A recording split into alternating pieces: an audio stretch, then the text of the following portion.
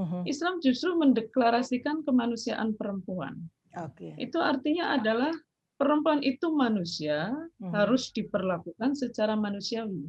Mhm. Begitu Islam mendeklarasikan kemanusiaan perempuan, itu semua ini ya, semua kata yang bermakna manusia ya. Kan Mhm. ada banyak kata tuh di dalam Betul. Al-Qur'an yang bermakna manusia. Ada al-bashar, ada al-insan, ada al-ins, ada an-nas. Itu di dalamnya mengandung laki-laki dan perempuan gitu. Oke. Sehingga laki-laki dan perempuan nih, wa ma khalaqtul jinna wal insa illa liya'budun gitu ya di dalam Al-Qur'an. Tidaklah kami ciptakan jin dan manusia kecuali untuk menghamba padaku. Mhm. Artinya apa? Laki-laki dan perempuan sebagai manusia Mhm. itu punya status melekat di dalam dirinya hanya menjadi hamba Allah itu.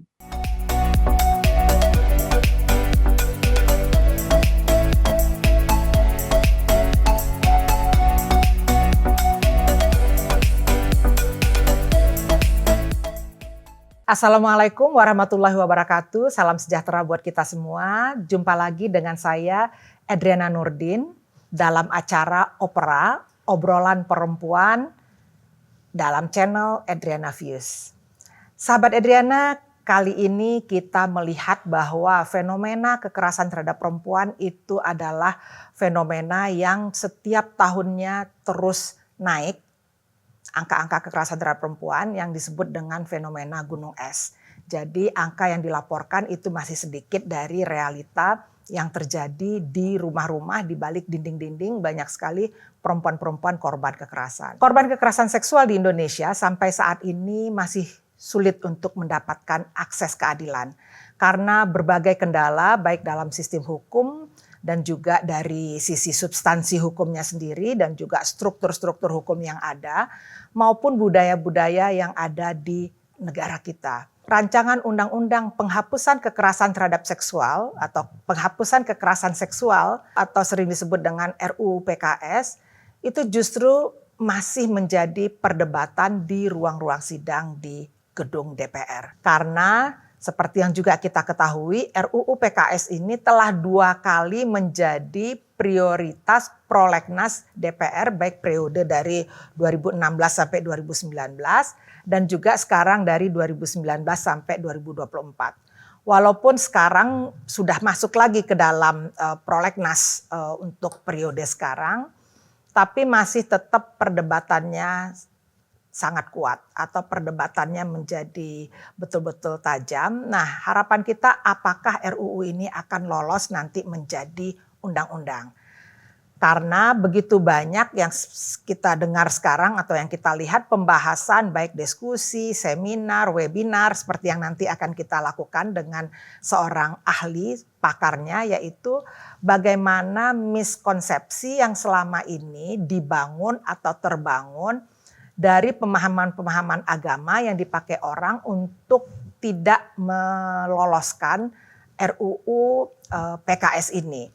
Saya akan berbicara, akan ngobrol, obrolan perempuan bersama seorang ustazah dan intelektual Islam, yaitu Dr. Nur Rofiah. Beliau ini adalah seorang ahli pakar gender, ahli terhadap isu-isu kekerasan terhadap perempuan dalam Islam. Beliau saat ini adalah dosen dari UIN Jakarta dan juga beliau diperbantukan di Perguruan Tinggi Ilmu Al-Quran yaitu PTIQ ya Jakarta dan beliau itu menempuh S1-nya di UIN Sunan Kalijaga Jogja. Tetapi kemudian beliau melanjutkan S2 dan S3-nya dalam tafsir ilmu Al-Quran di Universitas Ankara, Turki.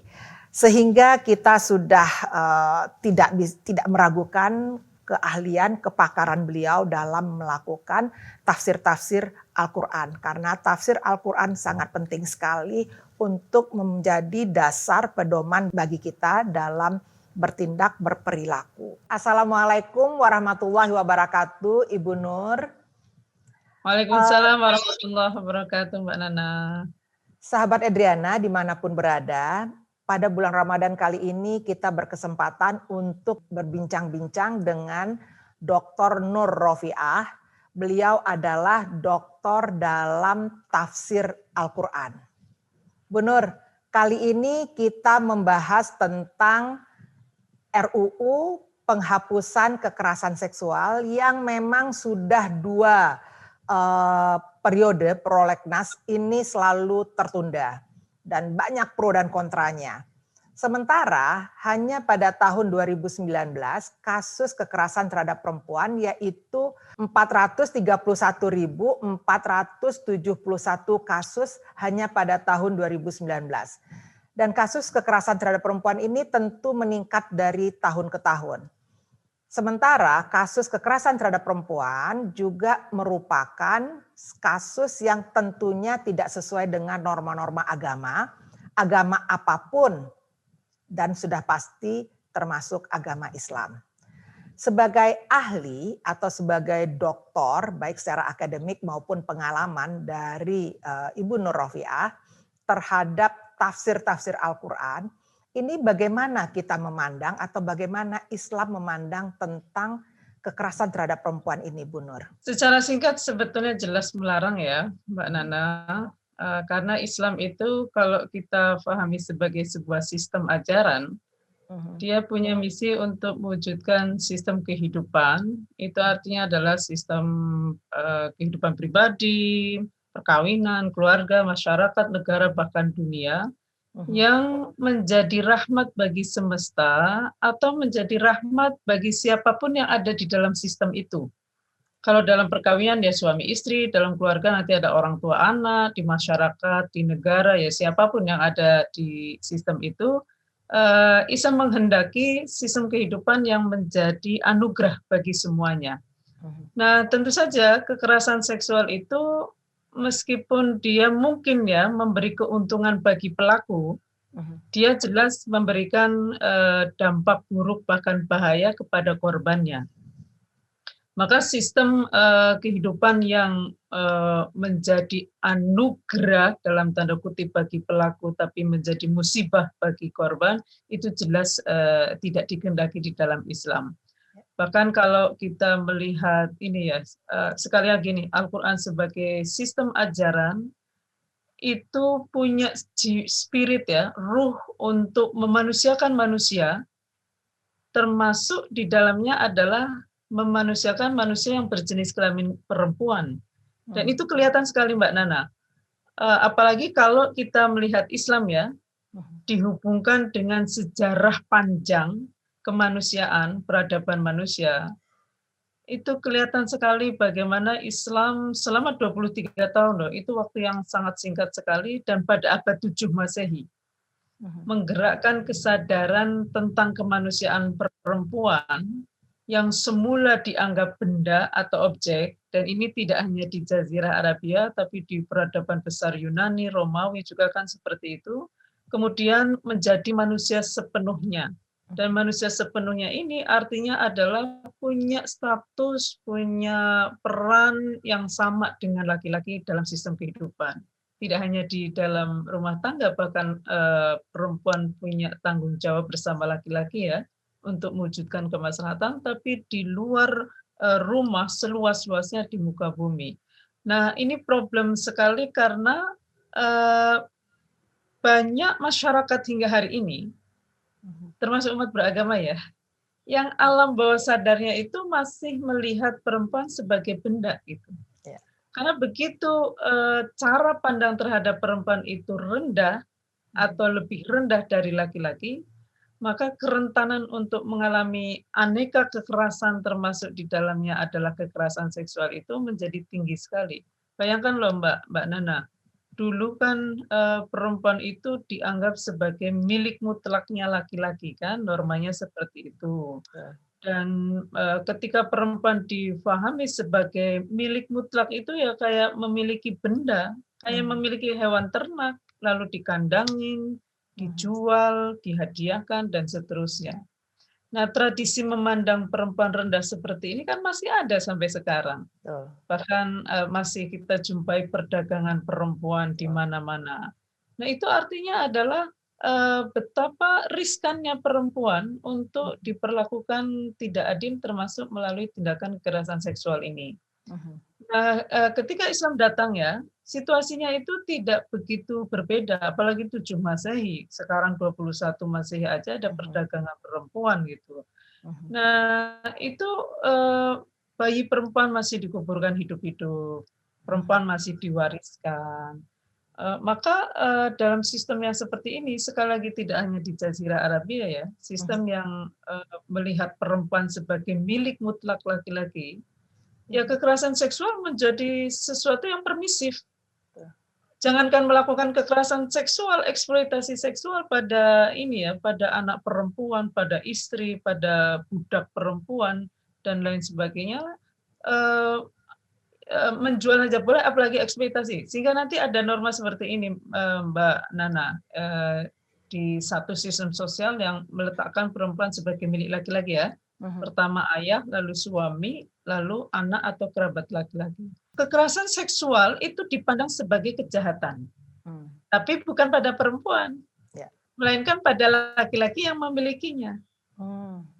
Kayak kita misalnya melakukan tindakan yang, merusak mobil orang. Mhm. Kan kita dianggapnya bukan melakukan kejahatan pada mobil, ya pada pemiliknya gitu. Betul. Nah, dalam, rumah tangga misalnya ya, mengatakan suami memperkosa istri, Mhm. itu sama saja mengatakan suami mencuri uang dari dompetnya sendiri. Karena itu kan Mmm. milik mutlak gitu. Bahkan Sehingga ini dimaafkan gitu? bukan hanya dimaafkan, dianggap tidak ada kejahatan itu. Jadi diterima Ya udah sebagai ada. kelayakan gitu ya? Kelayakan, permisif itu norma gitu. Sehingga ketika Islam misalnya melarang zina ya, Mhm. bagi, Masyarakat? orang muslim yang Heeh. beriman, orang yang beriman. Artinya orang yang, mengaku dirinya beriman kepada Allah, maka dia Mhm. tidak boleh melakukan zina. Mhm. Itu secara sosial perlindungan banget pada perempuan dari tindakan perkosaan. Di Mhm. luar perkawinan ya, perkosaan yang terjadi di publik karena, Betul. zina itu dalam relasi sosial di mana perempuan tidak berdaya ya seringkali dilakukan melalui perkosaan. Betul. Dan larangan mendekati zina, itu juga bermakna secara sosial bermakna larangan untuk melakukan pelecehan seksual.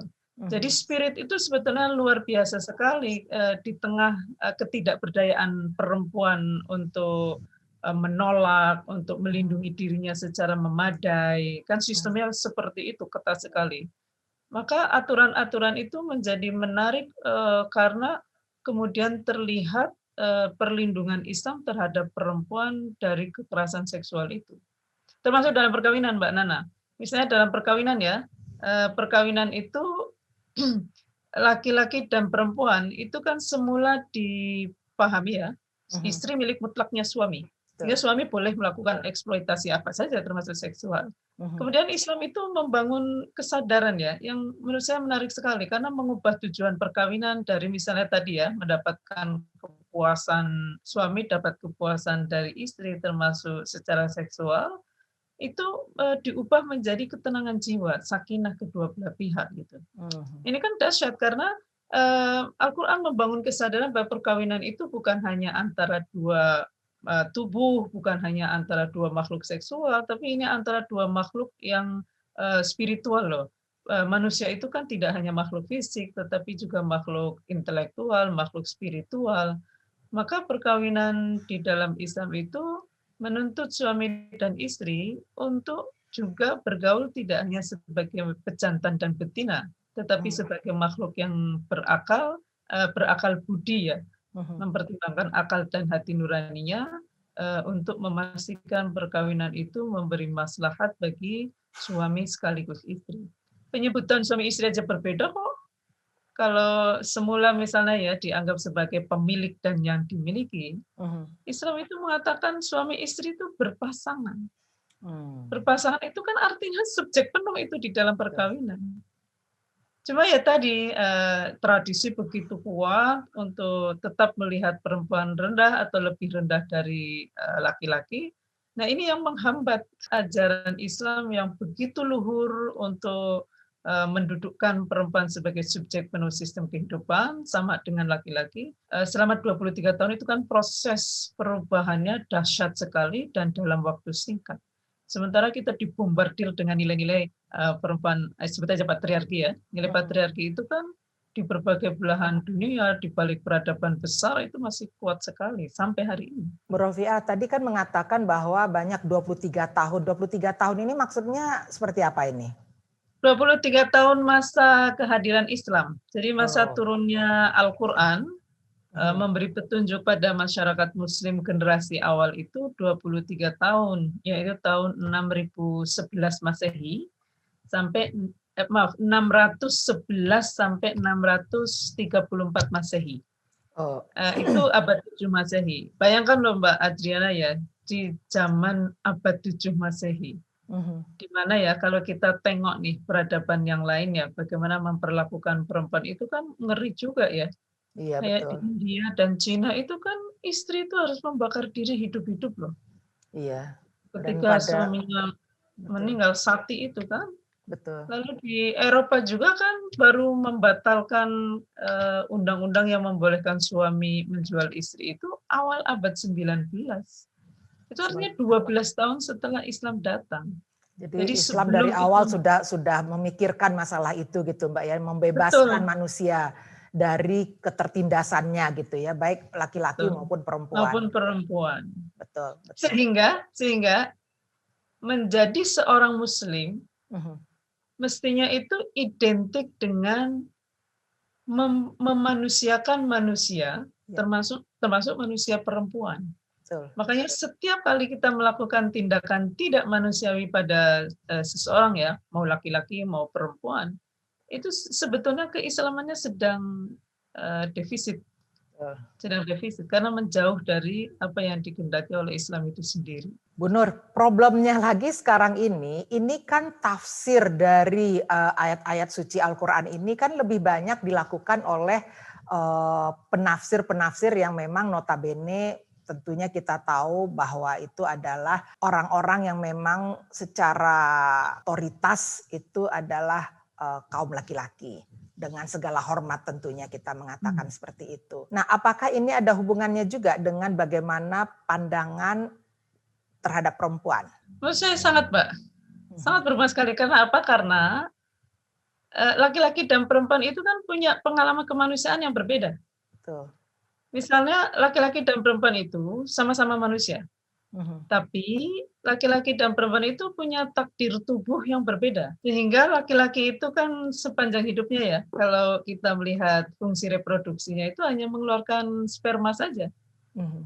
Perempuan itu mengeluarkan darah menstruasi, kemudian mengalami kehamilan 9 bulan loh itu. Lalu melahirkan nifas bisa sampai 2 bulan dan menyusui sampai 2 tahun. Betul. Bandingkan dengan laki-laki itu hanya menitan dan itu efeknya nikmat. Sementara perempuan menitan ada, jam-jaman ada, harian ada, mingguan ada, bulanan ada, bahkan tahunan ada, dan semua di samping nikmat ya, ada disertai dengan rasa sakit. Nah, laki-laki tidak mengalami ini sakitnya menstruasi, hamil, melahirkan, nifas dan menyusui. Sehingga ya mungkin pasti tidak tahu rasa sakit itu kayak apa, itu enggak tahu. Tahu secara melihat gitu, tahu dalam merasakan kan beda banget. Saya melihat orang sakit dengan saya merasakan sakit itu beda banget. Padahal itu bukan sakit yang biasa aja. Al-Quran saja mengatakan menstruasi itu ada itu sesuatu yang menimbulkan rasa sakit. Jadi Al-Quran itu mengakui, mengapresiasi, mengafirmasi bahwa menstruasi itu sakit. Nah, tapi sekarang terjemahannya, Bu Nur, terjemahannya mengeluarkan darah kotor gitu ya. Nah, itu yang harus dikritisi. Betul. Kemudian hamil, melahirkan, nifas dan menyusui. Itu disebut dengan pengalaman yang kurhan, melelahkan, bahkan wahnan ala wahnin, sakit di atas sakit dan sakit yang berturut-turut. Kan terus-menerus tuh, hamil, langsung melahirkan, langsung nifas, langsung menyusui. Artinya itu bukan pengalaman biasa aja loh, itu pengalaman dahsyat sekali. Sehingga karena laki-laki tidak mengalami, lalu tidak tahu. Karena tidak tahu, lalu menganggap nggak ada. Karena menganggap nggak ada, lalu tidak mempertimbangkan. Sementara ruang-ruang pengambilan kebijakan, keputusan itu kan mayoritas mereka Laki-laki, betul. laki-laki. Yang tidak pernah merasakan Yang bagaimana tidak pernah rasanya. merasakan pengalaman biologis melahirkan itu Betul, kayak apa gitu. betul. Dan Bayangkan juga loh itu betul, dianggap nggak ada. Maka betul. sangat mungkin. Saya sih memaklumi ya, memaklumi artinya mereka nggak mengalami, nggak tahu gitu. Dan Maka juga yang sesudah itu Bu Nur, di samping secara kodrati mengalami pengalaman fisik gitu ya, ketubuhan yang luar biasa, kemudian tanggung jawabnya pun diberikan kepada perempuan juga gitu ya, nah itu mendidik anak, kemudian juga betul, harus jadi berkelanjutan. Jadi kalau menurut benar. saya emang itu adalah hal yang sangat mulia yang dilakukan oleh perempuan gitu ya. Oh banget, bahkan Al-Quran itu minta pada manusia untuk berterima kasih kok pada perempuan sebagai ibu kehidupan. Betul. Anishkurli wali walidek gitu, meskipun bersyukur padaku dan pada kedua orang tuamu, tapi pengalaman yang disebutkan itu khas perempuan bang. Sejarah manusia itu diwarnai dengan cara pandang negatif pada pengalaman khas perempuan tadi. Karena Betul. kan berdarah-darah, laki-laki kan secara visual bersih, Betul. perempuan berdarah-darah secara kolektif, periodik, berulang-ulang. Sementara darah itu kan identik dengan sesuatu yang tidak hanya Kehidupan negatif, gitu ya.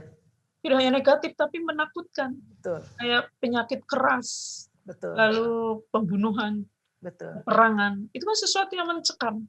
Betul. Hingga sampai yang dipandang sebagai kutukan kan itu terjadi. Dan tidak hanya darahnya yang kemudian dianggap negatif, juga membahayakan. Perempuan yang sedang menstruasi dan berdarah-darah itu, nifas, itu juga dianggap sebagai sesuatu yang berbahaya gitu loh. Gimana sih kalau kita melihat orang, Betul.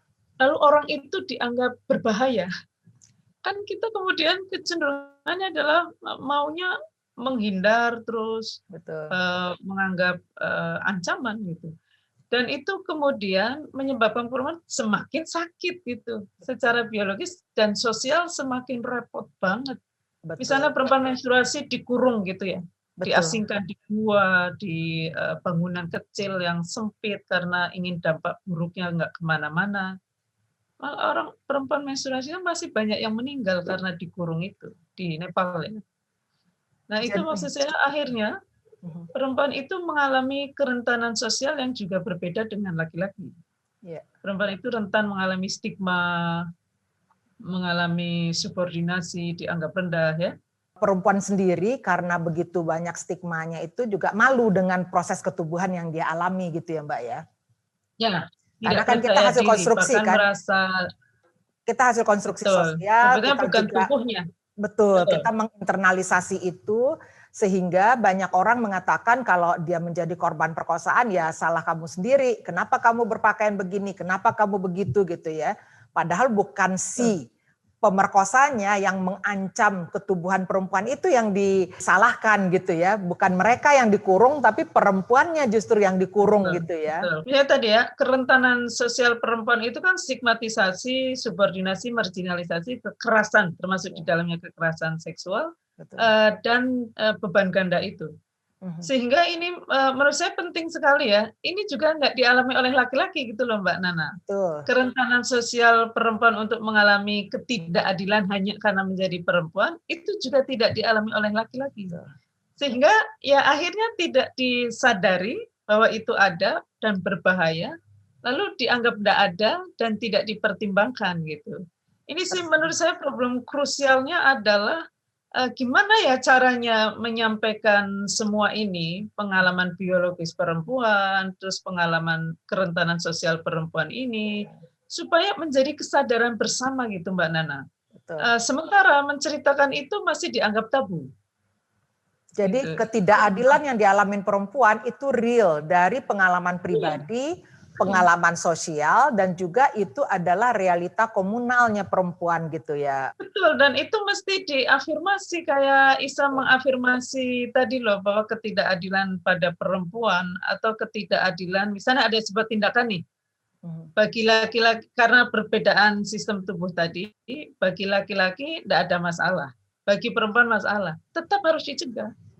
Karena Islam itu menghendaki kebaikan untuk kedua belah pihak. Ini yang menurut saya penting sekali adalah gimana ya caranya membuat pengalaman biologis khas perempuan, khususnya yang 5 tadi, yang begitu panjang dan sakit, dan kerentanan sosial perempuan hanya karena menjadi perempuan ini, jadi pengetahuan bersama, terutama mereka yang ada dalam ruang-ruang pengambilan kebijakan. Sehingga nanti misalnya ya tafsir agama karena mempertimbangkan ini ya, pengalaman khas biologis perempuan dan khas sosial perempuan dipertimbangkan dalam merumuskan kemaslahatan agama gitu. Sehingga kemaslahatan agama itu tidak membuat pengalaman biologis perempuan yang dari sananya sudah sakit makin sakit, dan tidak juga yang disebut kemaslahatan agama itu menyebabkan perempuan mengalami ketidakadilan hanya karena menjadi perempuan gitu loh. Kan nggak adil banget gitu. Termasuk di negara ini Mbak Nana. Gimana caranya mereka yang ada di ruang pengambilan kebijakan negara itu mempertimbangkan pengalaman khas biologis dan sosial perempuan ini supaya bijak juga untuk perempuan. Betul. Sahabat Adriana, Ibu Dr. Nur Rafiah.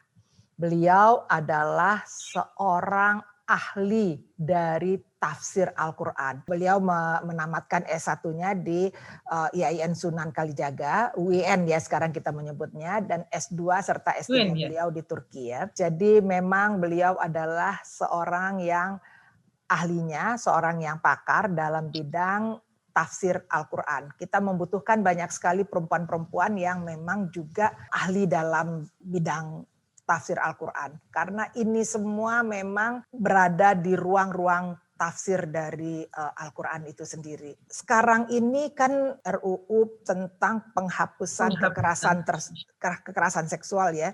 Itu kan tarik ulur terus ini. Sementara yang memang akhirnya yang lebih menonjol keluar itu pertentangan dari partai-partai yang tentunya dianggap atau memang selama ini yang menyuarakan suara Islam. Sementara dari penjelasan Ibu Nur tadi kan sudah jelas gitu ya bahwa Islam sendiri juga membebaskan ketidakadilan yang dialami oleh perempuan sendiri.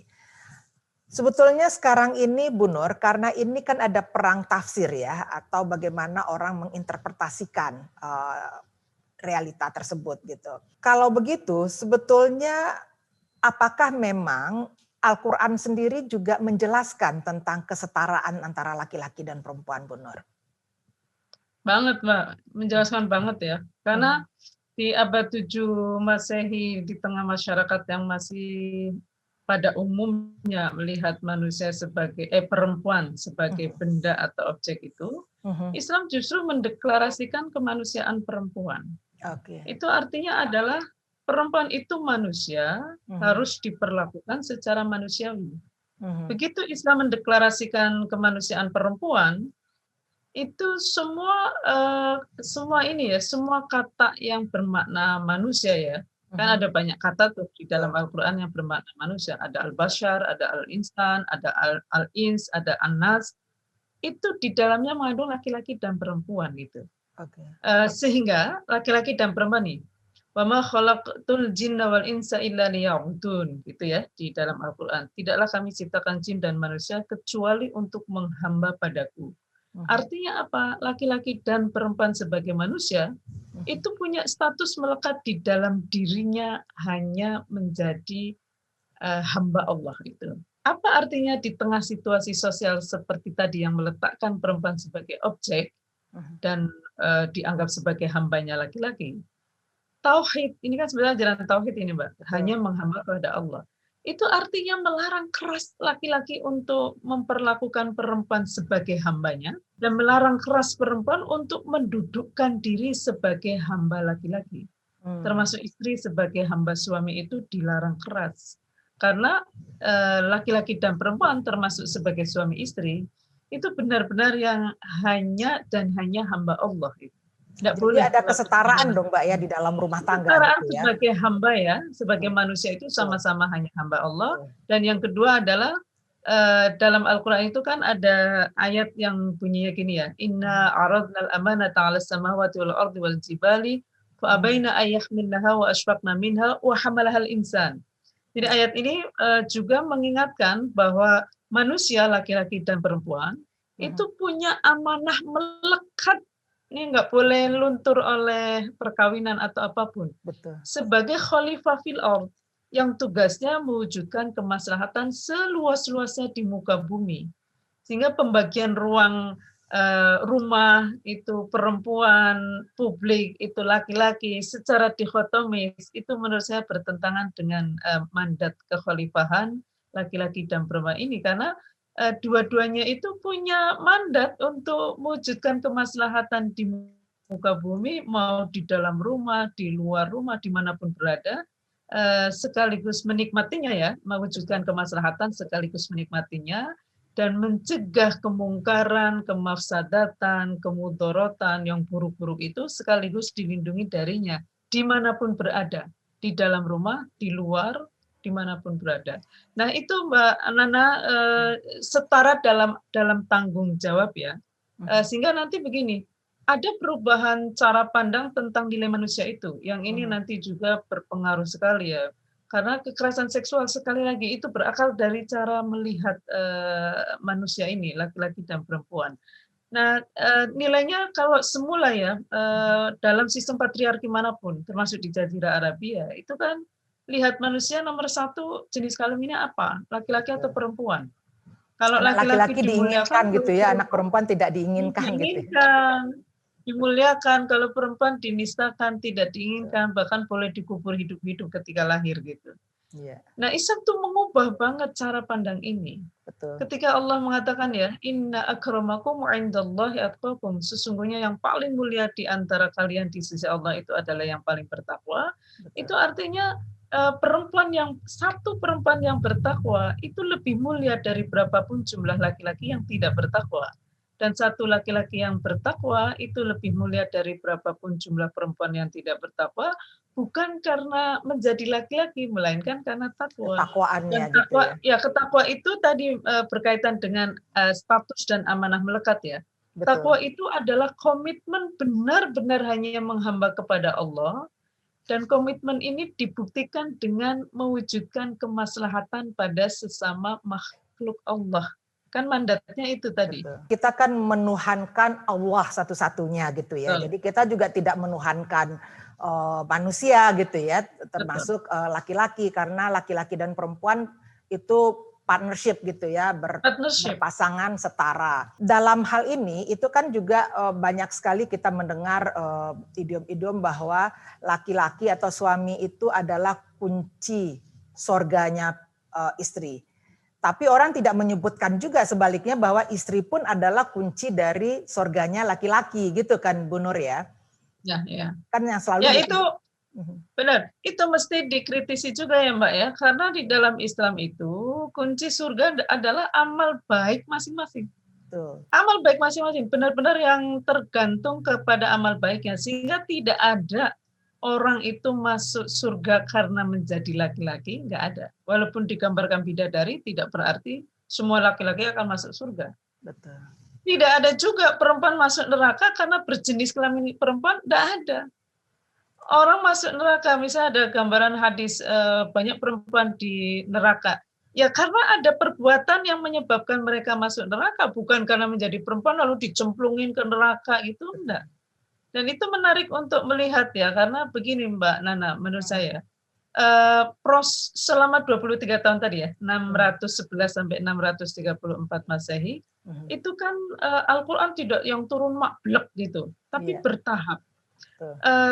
Tahapan itu juga menunjukkan tahapan kesadaran kemanusiaan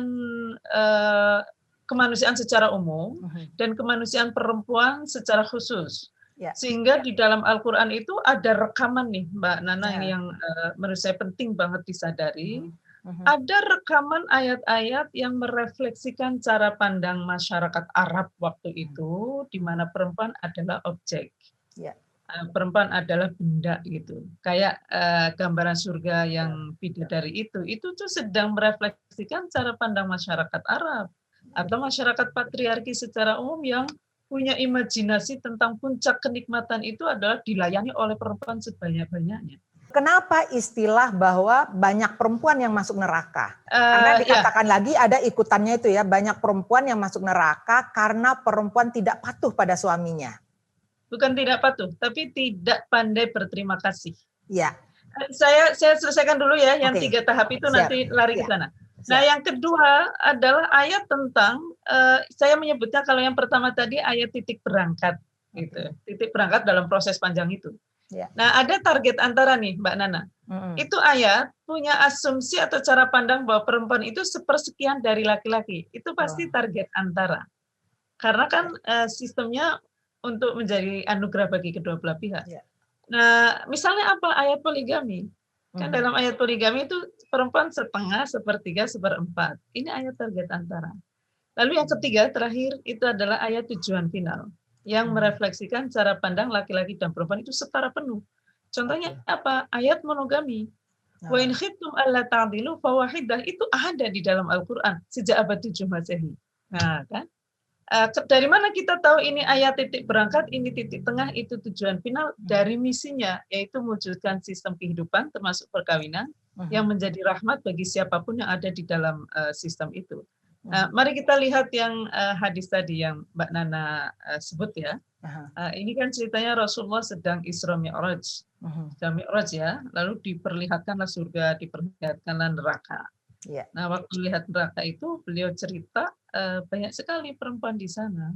Lalu ditanya kenapa mereka ada di sana. Jawabnya adalah karena tidak pandai berterima kasih pada suaminya. Catat ini, tidak pandai berterima kasih pada suaminya. Tentu saja pada suami yang menjalankan kewajibannya dengan baik. Gimana mungkin kita berterima kasih pada suami yang tidak melakukan tanggung jawabnya, kan? Betul. Nah, maka pertanyaannya adalah bagaimana dengan suami yang tidak pandai berterima kasih pada istrinya? Ya. Jadi misalnya ya, nafkah itu kan diyakini kewajiban suami nih. Betul. Suami sudah menafkahi istrinya nggak pandai berterima kasih. Bagaimana kalau suami dinafkahi oleh istri? Karena menjadi buruh migran di luar negeri ya, ini kan banyak sekali. Sudahlah, bukan kewajiban istri menafkahi, lalu suami menggunakan nafkah itu untuk nikah lagi, yang berarti menyakiti istri. Ini kan bisa kayak yang tidak pandai berterima kasihnya itu berlipat-lipat. Gimana mereka kok nggak kelihatan di neraka? Iya. Sangat mungkin ada di dasar neraka. Karena kan makin berat dosanya kan makin dalam itu posisi di neraka. Bu Nur, ada yang menarik tadi Bu Nur mengatakan, ini kan ada ayat poligami, tapi juga ada ayat monogami. Monogami di ayat yang sama. Nah, yang dikeluarkan, yang ditonjolkan orang kan hanya ayat poligaminya saja gitu loh ya. Ayat monogaminya seolah-olah tidak muncul ke permukaan. Nah itu kenapa coba? Jangan-jangan karena ada hubungannya dengan tadi yang banyak menafsirkan Islam itu laki-laki itu. Karena ya, ini sehingga kalau saya menyadari begini ya Mbak Nana. Al-Qur'an itu kan dari Allah, firman Allah, zat yang maha adil. Maka pasti Al-Qur'an itu dimaksudkan untuk keadilan termasuk pada perempuan. Itu pasti itu, saya tidak ada keraguan sedikit pun. Problemnya adalah Al-Qur'an itu selalu difahami oleh manusia. Iya. Melalui proses pemahaman itu. Diinterpretasikan oleh manusia. Dipahami, disimpulkan, dijelaskan, dan seterusnya oleh manusia. Al-Qur'an dibunyikan oleh manusia. Sementara tidak ada satupun manusia yang maha adil. Betul. Termasuk pada perempuan. Jadi ada pemahaman yang adil, termasuk pada perempuan, dan ada pemahaman yang tidak adil, termasuk pada perempuan. Maka pemahaman yang adil, ya sudah biarin aja. Yang tidak adil, itulah yang harus kita kritisi. Tapi Bu Nur, ada yang menarik ini. Katanya Bu Nur ya, ini saya makanya ingin bertanya ke Bu Nur. Suami itu dalam rangka mendidik istrinya, nah ini kan disebutkan dalam rangka mendidik istrinya, dia sah-sah saja untuk memukulnya. Itu pun dipahami orang ketika orang tua dalam memberitahu, mendidik anaknya juga sah-sah saja untuk dipukul gitu ya, karena itu adalah cara yang dibenarkan katanya gitu, sesuai dengan ajaran agama. Nah itu gimana itu Bu Nur? Kenapa tiba-tiba muncul keyakinan itu? Apakah memang dari ayatnya atau interpretasi orang lagi nih terhadap ayat? Jadi kita lihat dulu sejarahnya ya. Sejarahnya itu kan perempuan menjadi milik mutlaknya laki-laki. Betul. Istri menjadi milik mutlak suami. Mhm. Dan arti mutlak tadi kan itu sampai yang boleh menjual itu. Betul. Maka memukul itu menjadi tradisi yang sangat permisif sekali. Ini harus disadari dulu supaya kita tahu Islam sedang bergerak kemana. Apakah bergerak untuk mendorong suami memukul istri, atau bergerak untuk mencegah suami memukul istri.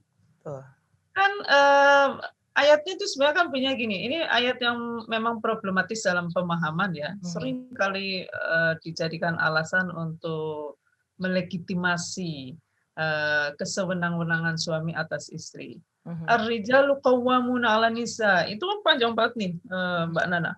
Laki-laki itu menjadi suami menjadi pemimpin bagi istri. Ini pun harus dikritisi. Kepemimpinan yang dikehendaki oleh Islam hanya kepemimpinan yang adil. Nggak ada kepemimpinan yang sewenang-wenang itu dibolehkan oleh Islam, ya nggak ada. Bahkan kalimat itu sebetulnya bermakna suami menjadi penanggung jawab gitu. Penanggung jawab bagi istri. Lalu itu pun karena ada kelebihan ya, fadilah yang dimiliki dan karena menafkahi. Artinya kalau tidak punya kelebihan atas istri untuk bisa menjadi penanggung jawab, ya ini berarti tidak termasuk di dalamnya. Apalagi tidak menafkahi harta yang dia miliki pada istrinya. Itu kan ada ikatan yang kuat sekali. Nah, itu terjadi kalau kita lihat asbabun nuzul atau sebab turunnya ya. Ada sahabat, Habibah namanya, yang dipukul oleh suami lalu mengadu pada Nabi. Lalu Nabi itu ingin, Nabi sudah memberi saran nih, balas saja, kisos katanya gitu. Balas pukul suamimu. Cuma waktu mereka Habibah pulang, Jibril datang membawa ayat ini, ar-rijalu qawwamuna 'alan nisa. Nah, kalau kita mau punya cara pandang yang bias, ada istri dipukul oleh suami, lalu Nabi menyuruh membalas. Lalu tiba-tiba ada ayat turun, ar-rijalu qawwamuna 'alan nisa. Suami itu menjadi penanggung jawab atas istri. Kalau bias itu akan menyimpulkan begini, itu kan nggak boleh balas kalau dipukul, mungkin begitu. Tapi kalau kita menyadari bahwa spirit dari Islam itu adalah mencegah kemungkaran dari kedua belah pihak ya, mencegah tindakan yang buruk berbahaya dari suami maupun istri, kita bisa lihat banget kok pesan yang disampaikan oleh Al-Quran itu sedang pegang suaminya. Kamu itu jadi penanggung jawab atas istri. Layaknya penanggung jawab itu kan melindungi istri dari tindakan berbahaya orang lain. Kenapa kamu malah bikin istrimu berbahaya? Jadi karena kalau bisa bayangkan Mbak Nana, istri dalam posisi lemah dipukul lalu bales, apa yang akan dilakukan oleh suami? Mungkin lebih dahsyat lagi karena dia kuat kan. Maka si laki-laki ini yang dipegang, kamu itu loh jadi penanggung jawab, jangan begitu, kira-kira begitu. Lalu di bawahnya ya ini juga rentan banget nih. Ada kalimat yang suka dijadikan dasar untuk taat mutlak istri pada suami, padahal itu juga keliru banget ya.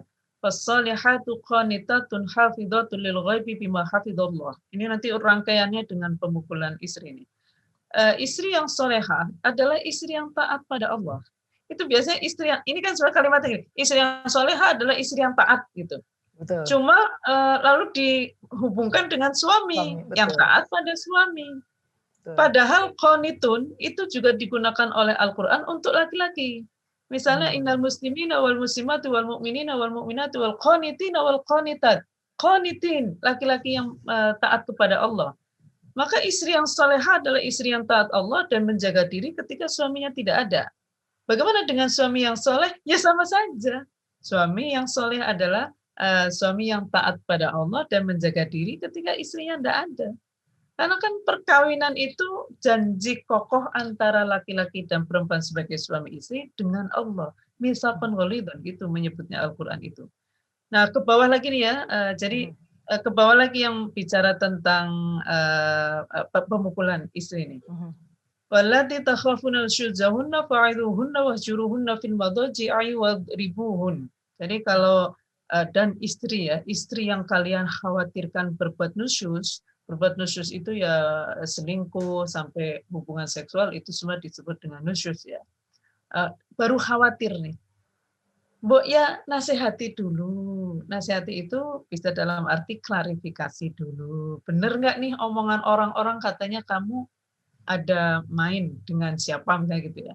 Wahjuruhunna fil madhaji' dan pisah ranjang. Ada juga yang mengatakan pisah di ranjang. Sehingga satu hadap kanan, satu hadap kiri. Siapa tahu malamnya bisa rukun lagi. Lalu wadribuhun, baru pukul lah gitu. Artinya adalah jangan main pukul. Ya. Gitu. Jangan main pukul, ini diberi cara lain untuk tidak langsung ke mukul gitu. Apalagi baru khawatir. Nih, fa'in atau nakum ini juga harus hati-hati ya. Kalau mereka ternyata taat padamu, ini kan kayak yang taat mutlak tadi. Maksudnya kalau tidak nusyus, maka jangan cari-cari alasan untuk memukul. Kan kelihatan banget ini. Spiritnya adalah jangan main pukul. Iya. Gitu. Nah, taat itu Mbak Nana sekalian ya, karena ini banyak banget yang menurut saya salah fatal banget adalah sebelum Islam datang, ketaatan istri pada suami kan memang mutlak. Wong jadi milik mutlaknya. Betul. Mutlak. Justru di dalam Islam itu yang enggak boleh mutlak. La ta'ata li makhluqin fi ma'siyatil khaliq. Enggak ada ketaatan kepada sesama makhluk dalam maksiat kepada Allah. Jadi Allah itu menghendaki kebaikan bersama. Maka enggak ada itu ketaatan mutlak, enggak ada terhadap sesama makhluk termasuk istri pada suami. Innamat ta'atu fil ma'rufi, sesungguhnya ketaatan kepada sesama makhluk itu hanya dalam kebaikan bersama. Sehingga suara suami itu bukan suara Tuhan, tapi ya suara manusia. Suara manusia bisa memantulkan dua kan. Kalau suara itu mengajak kebaikan bersama berarti memantulkan suara Tuhan karena itu yang dikehendaki oleh Tuhan. Kalau memantulkan kebaikan untuk salah satu pihak tapi buruk buat orang lain atau buruk bagi kedua belah pihak, itu suara setan. Mau itu yang bersuara perempuan maupun laki-laki. Jadi ketaatan mutlak itu hanya kepada Allah Subhanahu wa taala ya. Ya, kepada Allah, dan taat mutlak kepada Allah itu artinya adalah taat kepada kebaikan bersama gitu. Ini juga hubungannya dengan poligami tadi nih. Seperti yang tadi saya katakan atau Bu Nur katakan bahwa ternyata ayat-ayat itu selalu dua.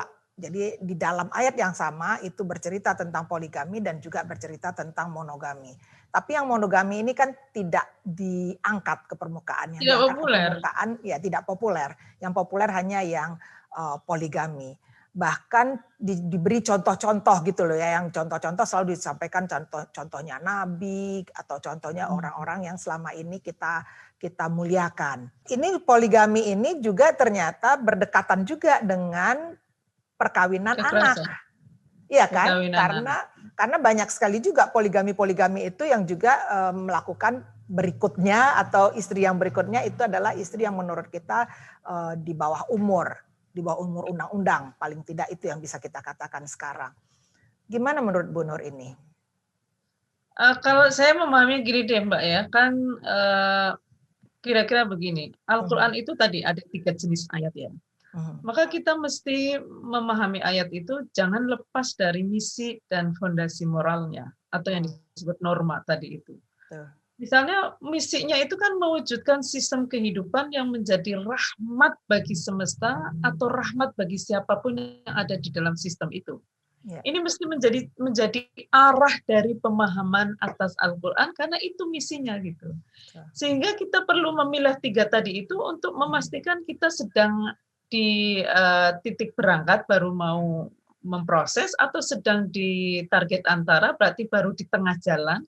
Ataukah kita sudah berada di ujung dan itu lebih dekat kepada sistem yang dikehendaki gitu. Sehingga misalnya ya kita masyarakat Indonesia itu kan sebetulnya sudah biasa banget, bisa banget dan umum orang itu monogami gitu.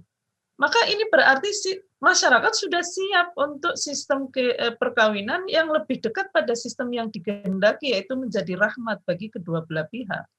Ya jangan didorong ke tengah gitu maksud saya. Kecuali kita berada dalam sebuah sistem kehidupan yang masih di titik berangkat nih, kayak di Jazirah Arabia atau di belahan bumi lain waktu itu, di mana satu laki-laki itu bisa menikah dengan berapapun jumlah perempuan dan tanpa syarat adil, Mbak Nana. Betul, Yang penting punya ini untuk bayar mahar, dia dapat istri. betul. Makanya tadi karena dianggap sebagai harta, ya akhirnya dikoleksi juga. Koleksi itu ya semampu orang yang bisa mengoleksinya kan.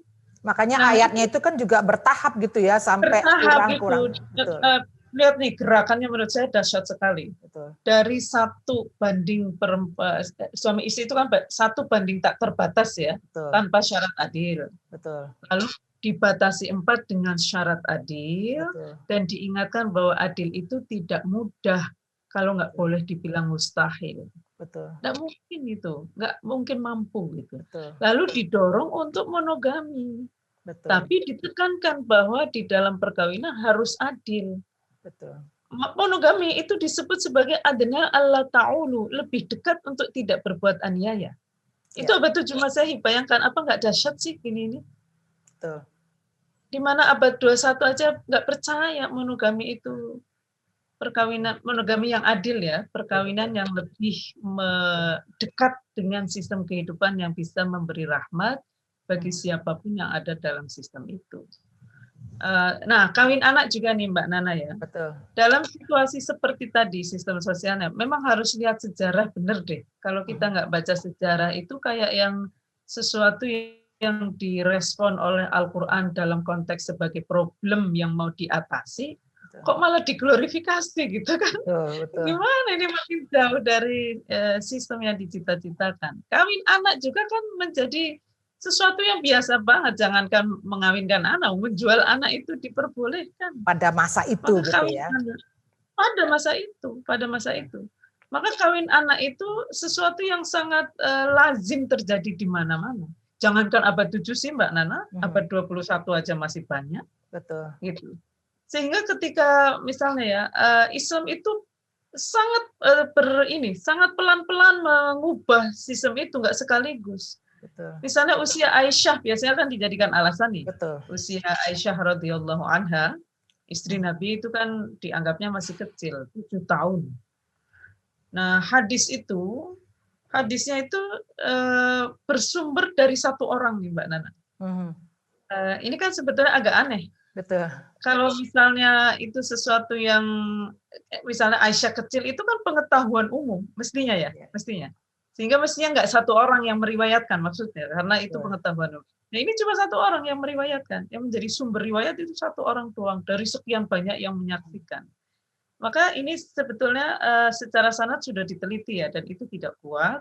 Yang kedua adalah secara substansi. Kalau dalam ilmu hadis namanya matan, redaksinya itu gimana nih, Aisyah usia 7, lalu disetubuhi usia 9 tahun. Nah, itu menurut perhitungan ahli sejarah ya, ada Ibnu Hajar Al-Asqalani, ada At-Tabari, itu menganggap usia 7 itu enggak valid.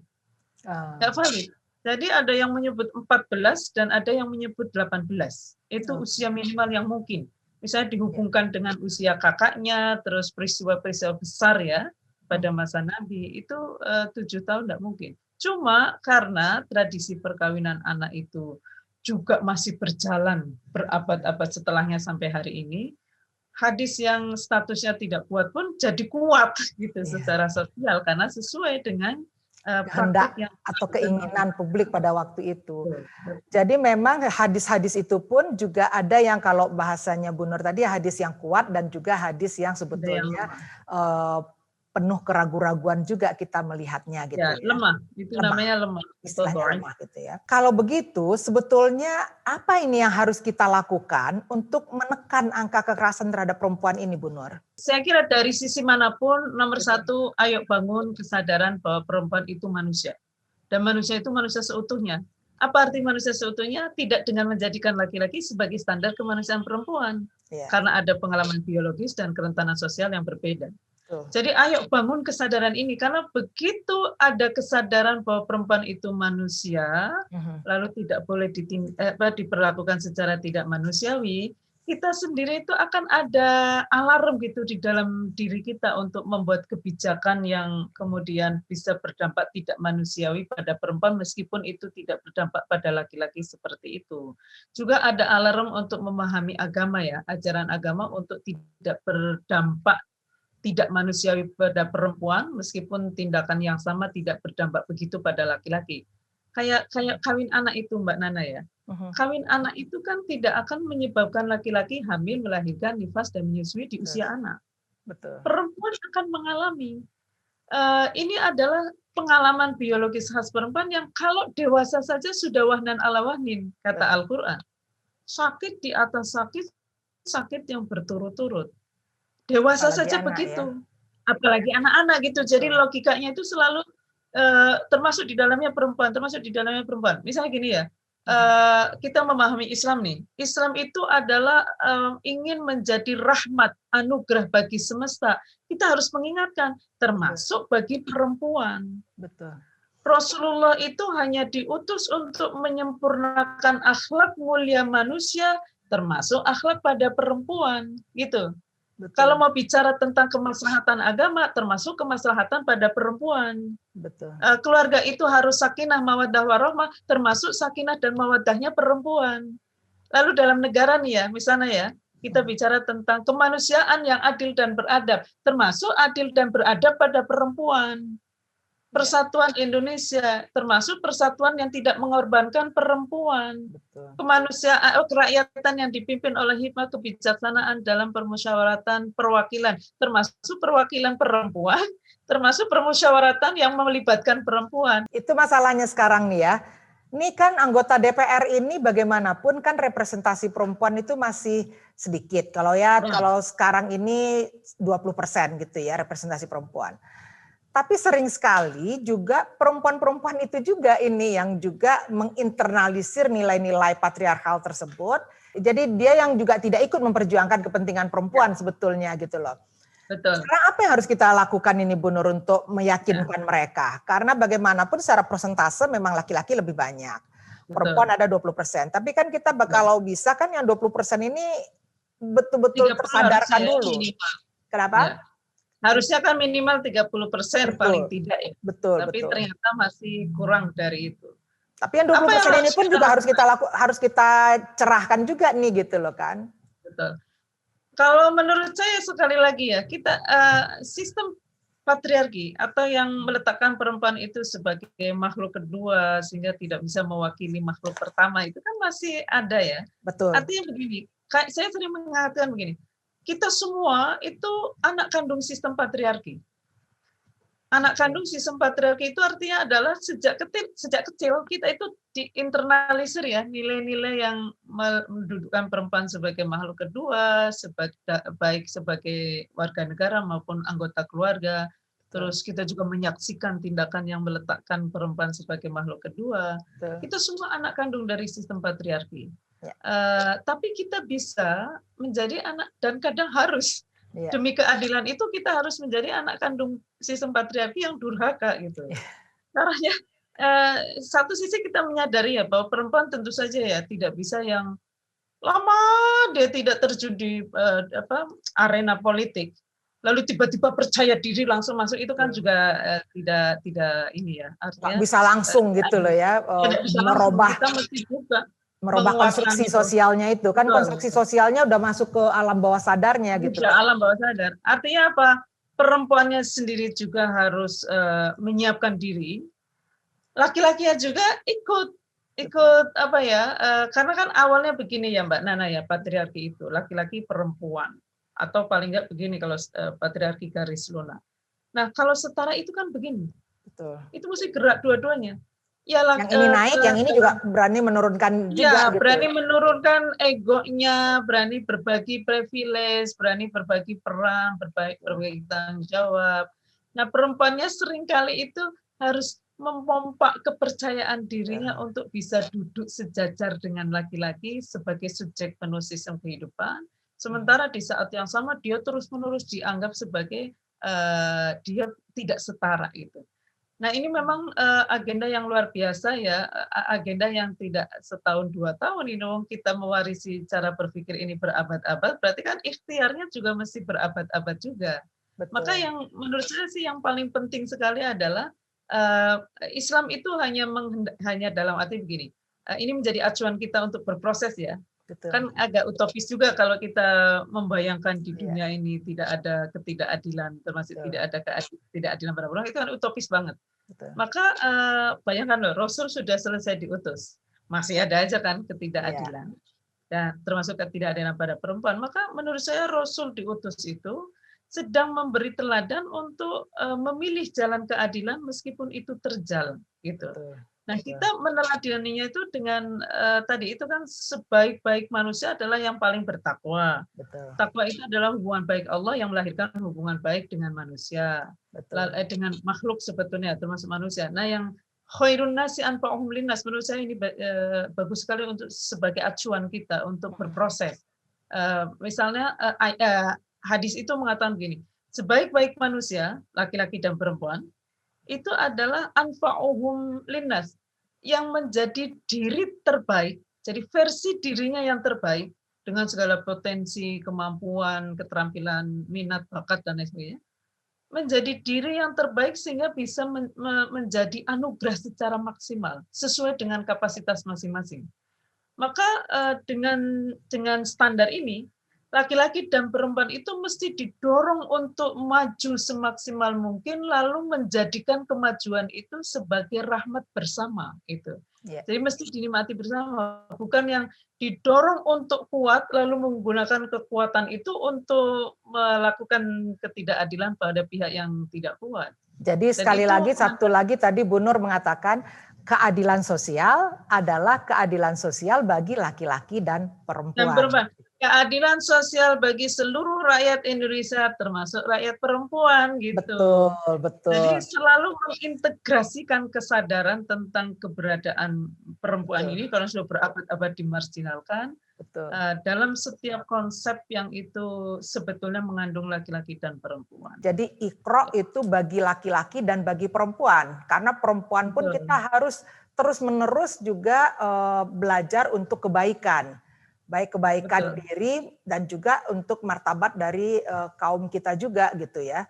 Dan yang paling penting adalah kita setuju, sepakat bahwa tidak ada agama apapun termasuk Yang Islam yang mengizinkan istimewa yang juga mengizinkan ada perlakuan kekerasan terhadap perempuan, apalagi perlakuan kekerasan seksual terhadap perempuan.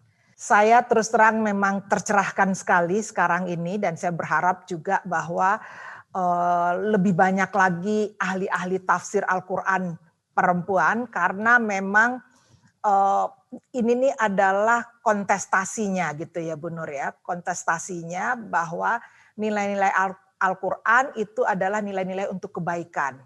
Betul. Kebaikan bagi laki-laki dan perempuan. Tentunya juga perempuan juga harus mampu menginterpretasikan Al-Quran agar juga seperti tadi ada nilai-nilai atau ada tafsir-tafsir Al-Quran yang sebetulnya mempunyai ruang-ruang yang harus dikontestasikan. Mungkin gini Mbak Nana ya, tidak semua orang itu kan punya kesempatan belajar tafsir ya. Betul. Sehingga kalau menurut hemat saya itu begini, bagaimana caranya kita menyadari bahwa satu ayat itu bisa bermakna banyak kan, bahkan bisa dipetik-petik yang bagian berbeda sehingga kesimpulannya beda. Nah, menurut saya penting untuk menyadari bahwa bagaimana caranya kita memilih di antara sekian banyak tafsir, itu yang paling valid, paling bisa dipertanggungjawabkan. Menurut saya itu ada dua lah paling tidak. Ketika kita nggak tahu nih ilmu tafsir itu kayak apa, ilmu Al-Quran itu kayak apa. Ujungnya saja nih, kesimpulan dari tafsir itu mencerminkan kerahmatan bagi semesta termasuk bagi perempuan atau tidak. Gitu. Yang kedua, dia mencerminkan akhlak mulia manusia termasuk akhlak pada perempuan atau tidak. Kalau tidak, berarti bukan valid. Wah, karena Allah tips tidak yang paling penting. Ya, jadi Allah nggak mungkin menghendaki firman-Nya itu untuk ketidakadilan. Kalau ada ketidakadilan kok muncul dari atau dijustifikasi oleh Al-Quran, itu pasti ada problem dalam proses penafsirannya. Jadi yang paling penting adalah keyakinan, kepercayaan, ketakwaan kita bahwa Allah menurunkan ayat suci Al-Quran adalah untuk, kalau bahasanya Ibu Nur tadi itu, untuk kemaslahatan umat termasuk perempuan. Sudah sangat kaya pembahasan kita kali ini. Saya berterima kasih banyak karena ini adalah sangat penting ya, sangat penting bagi kita sebagai perempuan dan tentunya juga bagi kaum laki-laki untuk memaknai bahwa tindakan kekerasan tersebut adalah tidak benar dan itu adalah tindakan yang tidak sesuai dengan betul banget. Mungkin itu dulu sahabat Edriana, pertemuan kita, perbincangan kita yang sangat kaya, yang penuh makna dengan Ibu Dr. Nur Rofiah. Wabillahi taufiq wal hidayah. Wassalamualaikum warahmatullahi wabarakatuh. Waalaikumsalam warahmatullahi wabarakatuh. Tayangan inspiratif Edriana.